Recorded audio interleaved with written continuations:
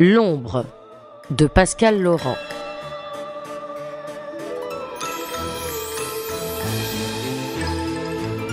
Épisode 11. Faites vos jeux, rien ne va plus.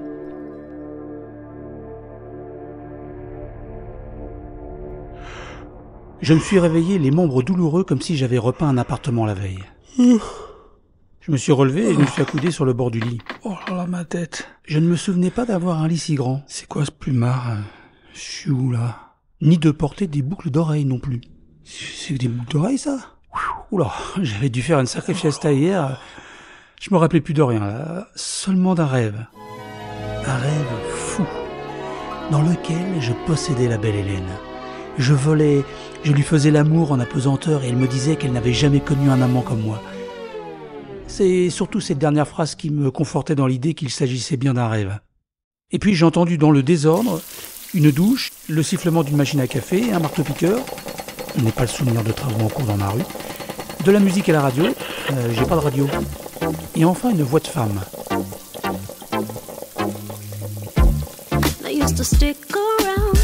Je me suis levé d'un bond et je me suis recouché aussitôt car j'étais totalement nu. Où avais-je mis mon pyjama? Bon, réfléchissons. C'était décidément plus qu'une simple cuite. Je regardais autour de moi. Je ne reconnaissais rien vu que je n'étais pas chez moi. Et si je n'étais pas chez moi, c'est que j'étais chez quelqu'un d'autre. Cher la palisse, si tu n'avais pas existé, il aurait fallu t'inventer. Mais chez qui? Une femme, ça je l'avais capté. Mais quelle femme? Et puis dans l'encadrement de la porte, elle apparut. Enveloppée dans une sortie de bain que je trouvais immédiatement sexy, à l'intérieur de la sortie de bain, il y avait Hélène. Je manquais de suffoquer et je devais avoir l'air ahuri car Hélène éclata d'un grand rire. Eh ben, je vois que je te fais toujours de l'effet, ça fait plaisir. Tu peux pas savoir à quel point. Tu as passé une bonne nuit? Oui. Tu viens prendre le petit déjeuner? Oui, il faut juste que je remette la main sur mes affaires. Elles sont sur la commode. Ah, vu. J'arrive. Je restais seul, immobile sur ce grand lit, à me demander si j'étais encore en train de rêver. Et puis l'odeur du café chaud remonta jusqu'à mes narines et je décidai de vivre ce rêve jusqu'au bout. Je verrais bien jusqu'où il me conduirait.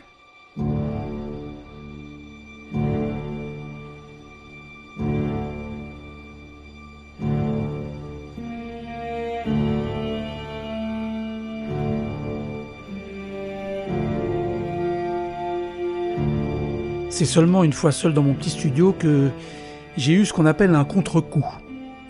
Je me suis mis dans le désordre à chialer, à crier, bouffer n'importe quoi, prendre un bain brûlant, appeler à l'aide, me cogner la tête contre les murs, jeter ma télé aux ordures, écouter de la musique à fond sur mon baladeur, appeler ma mère, fumer mon stock d'herbe, et puis après, je crois que je me suis écroulé.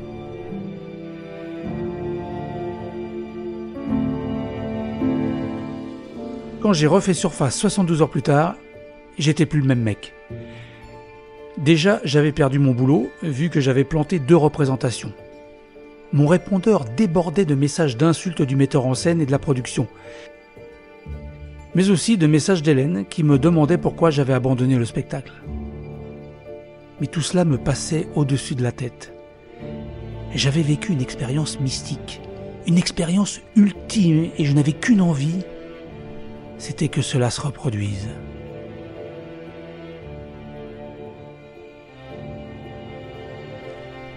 Je voulais me fondre de nouveau dans cette noirceur ouatée et observer ma vie en silence.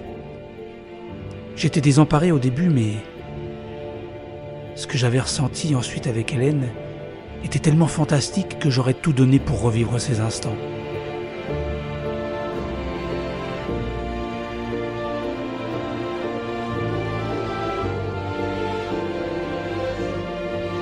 Bon. Je dois me ressaisir. Allez, jet d'eau glacée et tonifiant. Avec les yeux un peu plus en face des trous, j'y vois plus clair, mais c'est pas pour autant que je retrouve mes esprits. Déjà, je ne savais pas que j'en avais plusieurs des esprits. À cet instant, un seul m'aurait grandement suffi. Mais bon, j'arrive néanmoins à prendre la décision de m'habiller pour sortir. Entre la prise de décision et le moment où je me retrouve dans la rue, il s'est quand même passé plusieurs heures. Mais il y a de l'amélioration. Je suis dehors, soit. Mais pour aller où? Aucune idée. J'ai juste besoin de prendre l'air, de marcher sans but et sans me poser de questions. Je crois que sans le savoir, j'attends ce qui va suivre. Je suis cueilli au dépourvu au détour d'une rue sans rien pouvoir y faire. Je comprends instantanément. Et j'en suis heureuse. C'est elle. Elle reprend le contrôle. Elle aussi a dû aimer ce qu'elle a vécu. Et elle n'avait pas l'intention d'en rester là. Et elle n'a pas l'intention non plus de me demander mon avis. Mais je m'en fous royalement. J'ai encore envie de vivre ça au moins une fois. De nouveau, je me sens comme happé par du moelleux, entouré de ouates silencieuses avec une impression de flottement sidéral. Je me mets à suivre mon ombre incarnée comme toute ombre suit le corps qu'elle reproduit. Je me laisse guider, satisfaite, au rythme de ses décisions, de ses envies.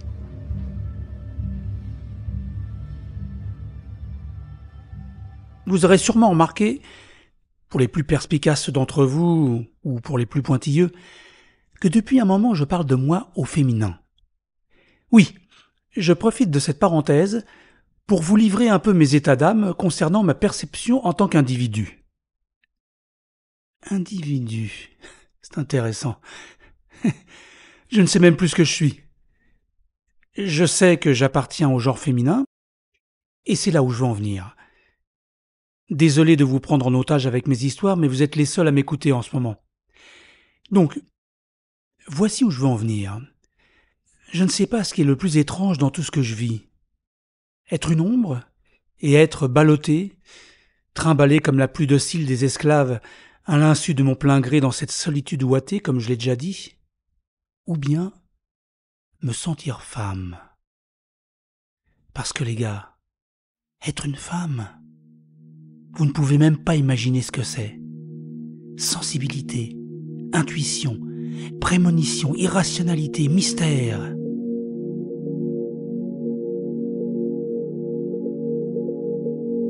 Pour la première fois, je me sens vraiment femme.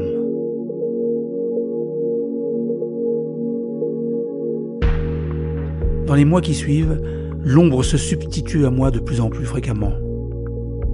Incarnée dans mon corps, elle multiplie les expériences, vivant sa vie à ma place, suivant son instinct, osant des choses que je n'avais jamais osé entreprendre moi-même. Petit à petit, j'ai l'impression qu'elle fait de moi un être meilleur, plus complet. Moi, je me nourris secrètement de ces extravagances, les faisant miennes à chaque fois que je réintègre mon corps. Drôle d'impression. C'est comme une naissance, ou plutôt une renaissance. Chaque nouvelle étape me remplit d'audace et de confiance. Mais ce n'est pas un échange unilatéral. Mon ombre aussi en tire bénéfice. Elle vit. Elle qui n'avait toujours été qu'absence est devenue présence, aussi radicale que de passer d'une vie de poisson à celle de mammifère. Elle avait réussi à me décrocher le rôle principal dans la pièce de Vincenti. 3 mois de représentation qui s'étaient transformés, grâce au jeu halluciné de ma sombre compagne, en prolongation au théâtre de la Madeleine. Dans le subventionné, s'il vous plaît. Subventionné et Madeleine. 2 mots que je n'aurais jamais pu imaginer inscrire un jour dans mon CV. Les représentations se passaient merveilleusement bien et une presse enthousiaste à mon égard m'avait permis de décrocher, sans l'aide de Joseph cette fois, 2 autres contrats dans la foulée, une pub et un second rôle dans un téléfilm. Et des propositions pour le cinéma se profilaient à l'horizon. J'étais comblé.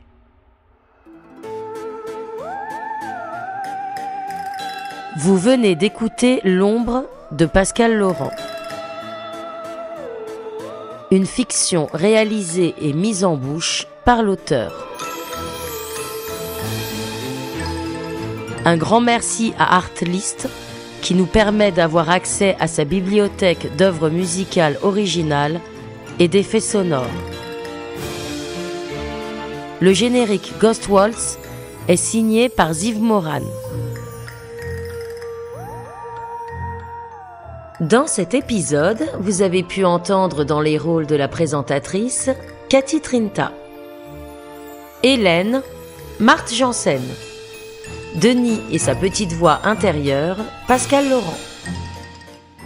Retrouvez l'épisode 12 de l'ombre dès la semaine prochaine sur votre plateforme d'écoute préférée.